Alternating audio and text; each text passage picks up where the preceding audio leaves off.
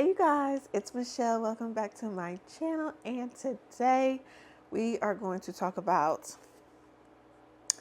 Second Time Sweeter. So I was telling y'all about this in my last video, the book discussion. I had picked up a few books from Books A Million in the bargain section, and this looked good. I told you I needed something a little bit lighter, something that was, just a romance, something light. It was giving fall. It was giving homecoming. So that's why I chose to read this book this week. And I don't know why, but I keep picking up series books, like the bargains. I keep picking up a series. And why is this? So I was reading this, right? And I'm like, there's a lot of characters. There's a lot of people, being mentioned. And I'm keeping up a little bit, but there's some of them where I'm just like, okay, it's not too bad, but I'm just like, this is weird. Why is this a book in a series? This is the 9th book in an 11-book series. Like, what? I mean, I've been reading it and it's been fine, not having read any of the other books, but definitely,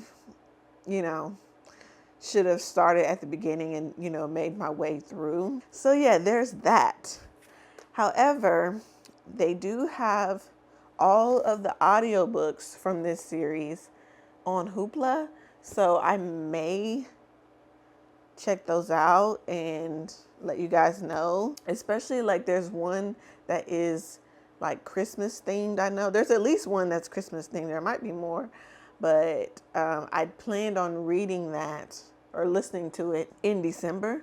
So I might just go ahead and start from the beginning and work my way down and, do it that way. But just in case, I'm going to go ahead and tell you guys what this is about. So if you are reading this series or you plan to read this series, this is obviously going to be spoiler because this is the 9th book. So things have happened. I've even went back to kind of read a little bit of the synopsis of at least the first book, just to kind of get a sense of what's going on. But yeah, let me just tell you about my thoughts on this so far. This book is set in a really small town called Henry Adams, Kansas. And I like that it has, like, in the beginning here, y'all know we love a visual aid. It has a little map of the town. I would be interested to see if the map of the town changes from book to book, but I just have this one picture, so that's pretty interesting. I really love that. But yeah, this is set in like a really small town vibes. Like I said, a lot of characters are named. I don't know the backstory on a lot of this stuff, but I'm still able to get what's going on. The book has done a good job of kind of recapping what has happened prior to, or at least like right before this book started. We start with Malachi July, who is currently the, I don't want to say bum, but he is the, I don't want to curse either. He is the F up of the town. Okay. He was dating this woman, Bernadine, she owns the town. Now I had to go back, I had to read the synopsis on the first book to see what that was about. She definitely gives boss lady, I got money. And I learned that in that synopsis that she had gotten a divorce or something, and basically she came into some money, and ended up buying this small little town. So, she is the owner of the town and she got money, and them two were dating. And, they would go on vacations together and she would pay for things. Now, this guy, Malachi, he is, old school. They're both kind of older. Like he's at least in his 50s. I'm not sure how old she is, but I imagine she's around the same age. He's from that old school to where like, the man pays for everything. The man is the breadwinner. He is the one, he's the provider, he's the one that should be paying for everything. However, when they went on this vacation, she was paying for all this stuff and it really hurt his ego. Now, here's the part that confused me a little bit. He owns this diner.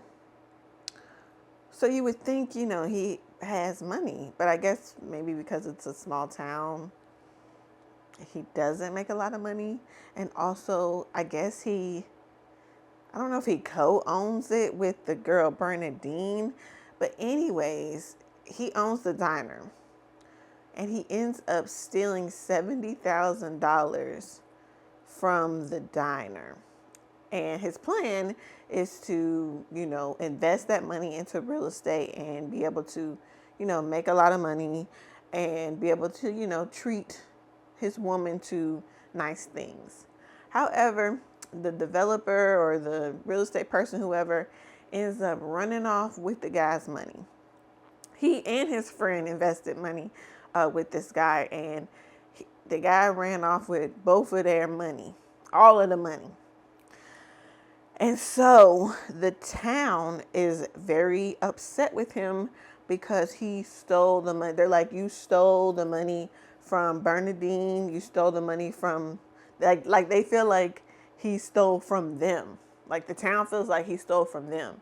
And in particular that he stole from Bernadine. So I'm not sure how this whole diner thing works. I'm not sure. Because if he owns it, wouldn't he have stolen from himself? Maybe that's explained somewhere earlier on in the series or something. But he stole this money. He's basically the outcast of the city at this moment. So now he has to pay that money back. And of course, they done stripped his access at the diner, took his keys, took his passwords, like took everything. And he also, I guess he was working at this oil company too, and he done lost his job there. So now he has to, find any job that he can get. And the only job that he can get is a janitor at the school. So he's pretty much at rock bottom. To make matters worse, the man done brought another woman to this wedding. I guess his goddaughter's wedding or something. Again, something in the earlier on in the series, I'm sure. He done brought this girl to the wedding. His ego was really, really hurt, I guess, having hurt Bernadine and, feeling like he lost her. And I guess he was lonely, like he was using this woman and pretty much wanted to, convey that he wasn't lonely and that he could, still get women. He's kind of like a player, he's trying to prove that, he ain't that hurt and that, he can still get women, I guess. But obviously that just put another dagger into the situation for Bernadine. And she's really hurt. She's really upset. And she's not, she's not feeling it. Even though, he still, I guess, loves her. But like I said, she ain't going for it. And not only is Bernadine upset, everybody in the town's upset. He has a son who has 2 boys. So his son is upset with him and his grandsons are upset with him. One in particular, his name is Amari. We get some POV from him. He's just like, I looked up to this guy and he did this terrible thing. And like, he just feels really bad about it. So he and his friend that invested the money too, they have hired a private investigator to look after that guy who ran off with the money and see, where he's at, and try to get the money back. So they're doing that. And, during this whole thing, Malachi is really trying to get back on the straight and narrow. He seems like he's trying to do better. However, he just has a major attitude about everything. Anytime somebody brings up this thing that happened, they be having like town meetings, and people be saying stuff there, and they have a meeting for like the dads in the town, and one of the dads then called him out, and anytime somebody does that, he gets an attitude and he ends up leaving, and everybody's really disappointed in that, because it's like he doesn't seem remorseful. He like half-ass apologizes, or doesn't apologize. There's this thing in the town that whenever like one of the kids do bad, their punishment is to like paint this lady's fence or something. And one of the grandkids was like, he should have to paint the fence. And he's like, I'm not doing that. Da, da, da. Like he just has such an attitude, and I'm really not feeling him. Like, it's obviously that nobody else is too, but like he just gives off asshole vibes. Like he just gives off like, you ain't shit, That's what he's giving off. Anyways, we also have Gary, and Gary has 2 daughters. He is divorced. He used to be a car salesman, but now he works at he runs the local grocery store. Now his ex-wife, she is a major bitch. She's just mean. She's hateful. She says mean things, not only to Gary, but also to her kids. Like the type of woman that we're dealing with, somebody that nobody likes, nobody wants around. I don't see her having any like redeemable qualities. Like she's just one of those characters that you are expected to hate, and we do. So anyways, Gary is realizing that eventually his girls in a few years, they're gonna be out the house, and he's gonna be all alone, and he just does not feel fulfilled in his life. He's working at this grocery store, but it's it's not really his passion, and he just feels like he just kind of has nothing. Like he has, outside of his girls, like he just kind of doesn't have a purpose. So now he is trying to figure out, like, what does he want the rest of his life to look like? Like, what does he want to do? He had this high school crush, or this high school sweetheart. Some things happened to where like his now ex-wife kind of got in the middle, but there's a class reunion happening.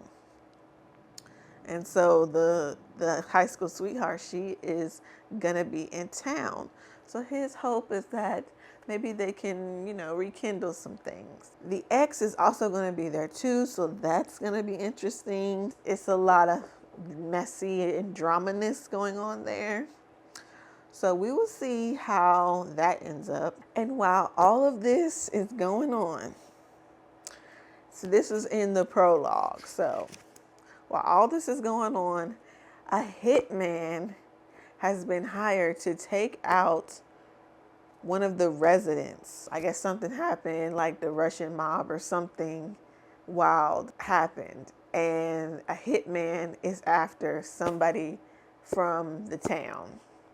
So it's a hit woman. That adds a little bit, excitement to it, I will say. So yeah, there's a lot happening. Now that I know that this is a series, it does give kind of, not filler. I know how like if you're watching a series on TV, they be having those filler episodes. Not necessarily that, but you can obviously see that this is, a stop on the train of this long series. So the book isn't very long. It is less than 300 pages, 285. So I'm, getting through it quickly. There's like a lot happening. So I'm just, just trying to see like, how certain stories are going to resolve and what is going to spill over into, like the next book. Overall, I'm liking it. It's giving 3 stars, nothing too crazy, but it's not terrible. It does give fall vibes. There's like a coffee shop opening up, and there's like a little bit of chilly weather in there. And they also have a lot of like small town pride, which is nice. The only thing this is missing is football. That would be nice. It's not exactly homecoming. It's like class reunion type of thing going on. But like I said, it is not terrible. Something fun, something light, something easy to get through, which is just what I needed. So I will let you guys know how this ends in the next clip. Hey guys, I am here to talk about Second Time Sweeter. But first, I wanted to tell you about my TBR for the month of October. Again, I'm not sure how, or if we'll get to any of these because I'm having a baby really soon, but we will see. So the first one is Within These Wicked Walls. And I mentioned this one in a haul not too long ago. I'm not going to read the whole thing. It's about an exorcist who's been hired by this rich man. And I think eventually she like falls in love with him or something. So yeah, here's one of them.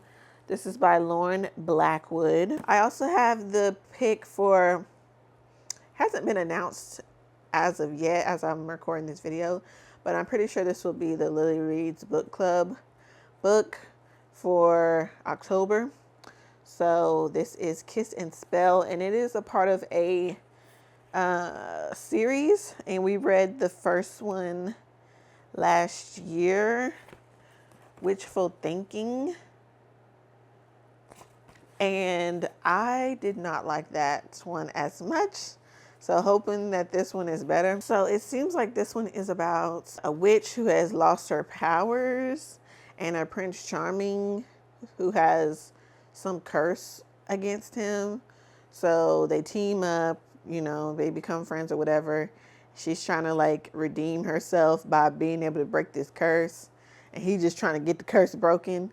And eventually they fall in love. So that's what this one seems to be about. I hope it's good. But why is it so thick though? I ordered it on Amazon, and why does she feel so thick? She's 369 pages, but yeah. So hopefully we'll be able to get this one in. Then I have another random one that I got from Ollie's, and it is Murder Out of Character. And I think this one is about like library. It says a Peach Coast library mystery. Now, y'all know how I be picking up random books and they be a part of a series. Oh, and this does say book 2. So actually, I might not get to this unless I see somewhere that these are like standalones.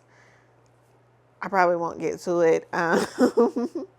Maybe I can look on Hoopla and see if the first one is available. But yeah, that just goes to show you, just picking up random books in a series, like that's how I be. We're gonna talk about that in a minute. But another one that I have is Where Sleeping Girls Lie. I did talk about this in a quick little haul that I did. I got this from Target, and this is by the same author that wrote Ace of Spades, which you guys, if you saw that video, I really enjoyed that book. So I imagine that this is the same type of, giving the same vibes.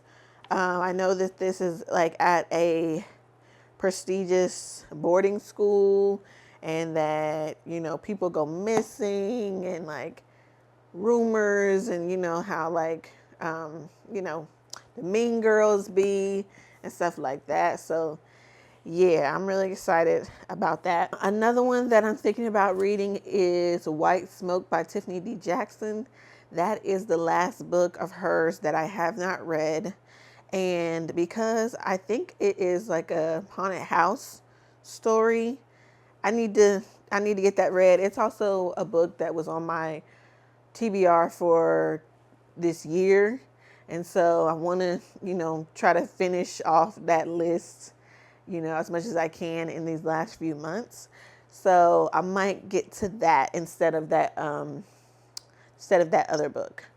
So, yeah. And then also real quick, I got these cute little bookmarks from the Container Store. So this one says, I read for an escape. It's hard to see. I read for an escape. This one says, I read to learn. I read for the fantasy.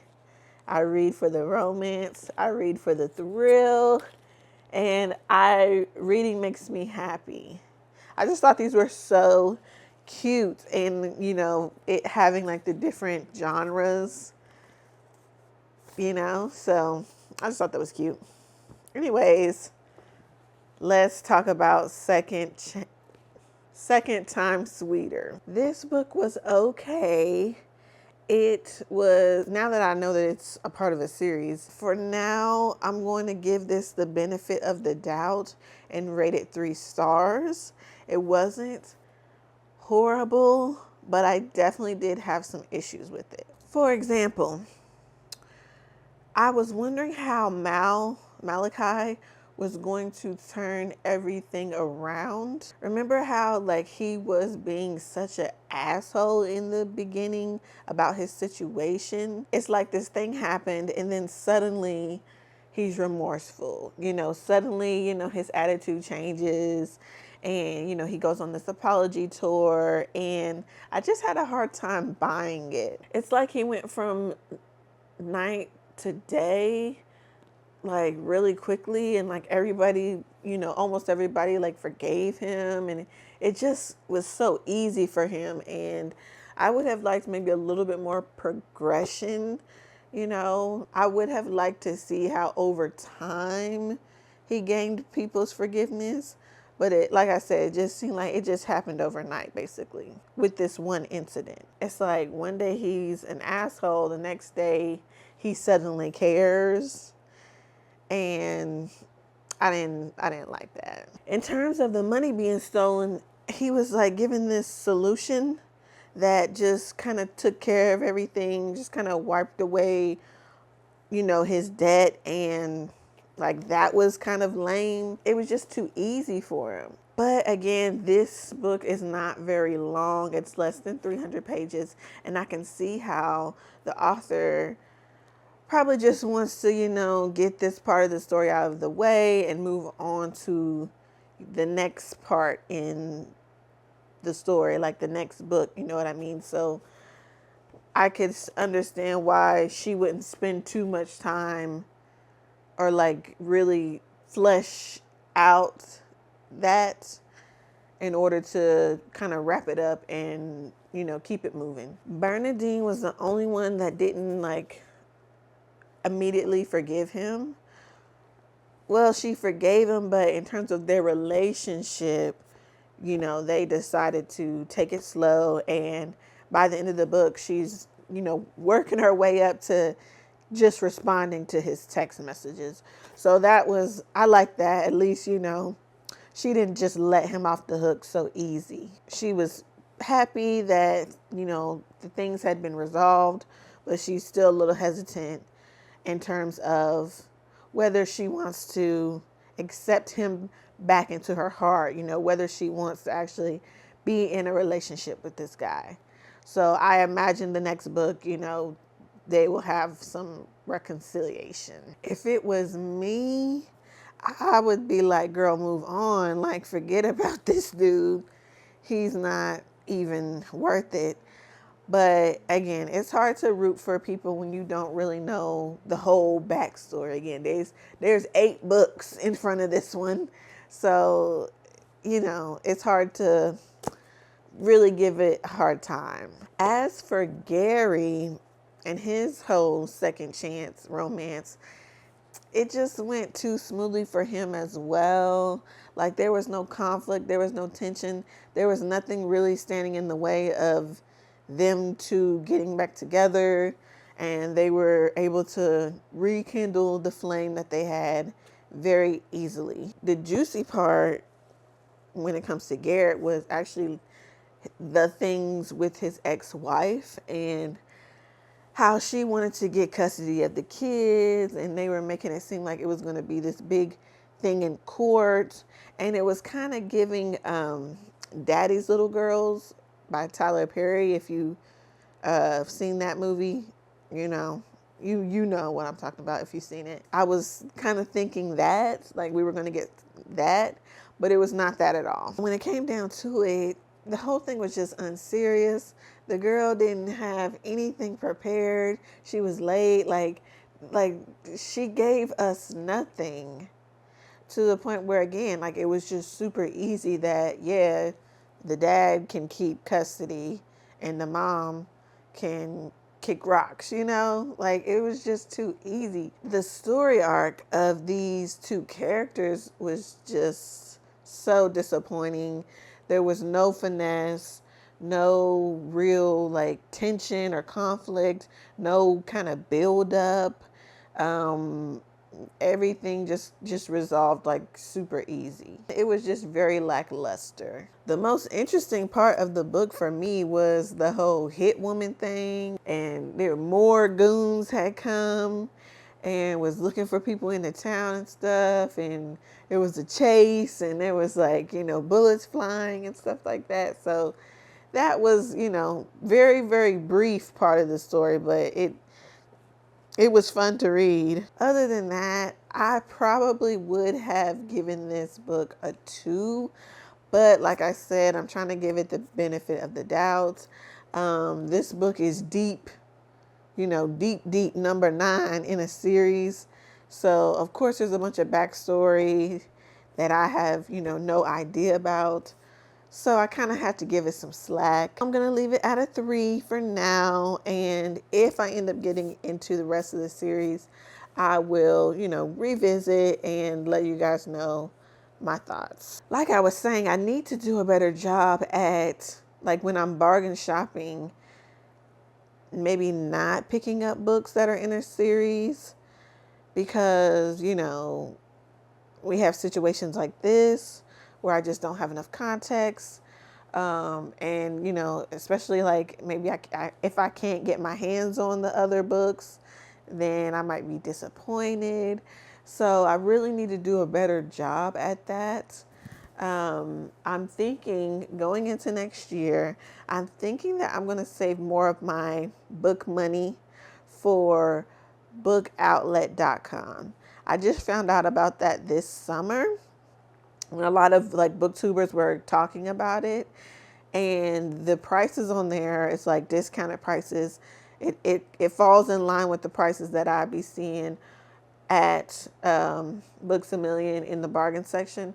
So I will probably do that, and that allows me the opportunity to pick specific books that I'd be wanting to read and that I can't, get access to through the library or something like that. So yeah, going into next year, we're going to be more intentional with the books that we pick up. Like, I don't have a ton of money to spend on books, but that also doesn't mean that I have to pick up random books, because I'm not going to keep this. I'm going to unhaul it, because I'm not about to buy the other 10 books in the series.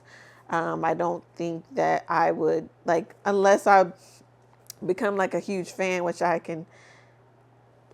doubt it, unless it was like an auto by author or something. Like, I'm not about to do that. So, especially if I can't get them on discount, you know what I mean? Like, I'm not about to do that. So it's kind of, it allows me to get books for cheap and to read, but is it really saving me money if I still end up not liking it, or, you know, I'm not able to read the whole series. Like, I don't know. I don't know. But yeah, I'm just going to be a little bit more intentional going into next year and picking out books on Book Outlet, or I mean, I'm still going to peruse, you know, the bargain section in Books A Million and things like that, because I've actually picked up some good books, you know, that weren't a part of a series that I was able to get into. It's rare, but yeah. Anyways, that's it for this video. Let me know if you're interested in me even covering the rest of the series. Like I said, the last book in the series is a Christmas book. So I really wanted to kind of get into like Christmassy books in December. So, you know, maybe I'll end up doing that. But yeah, that's it for this video. Thank you guys so much for watching. Definitely give this video a thumbs up if you liked it. And I will catch you in the next one. Peace.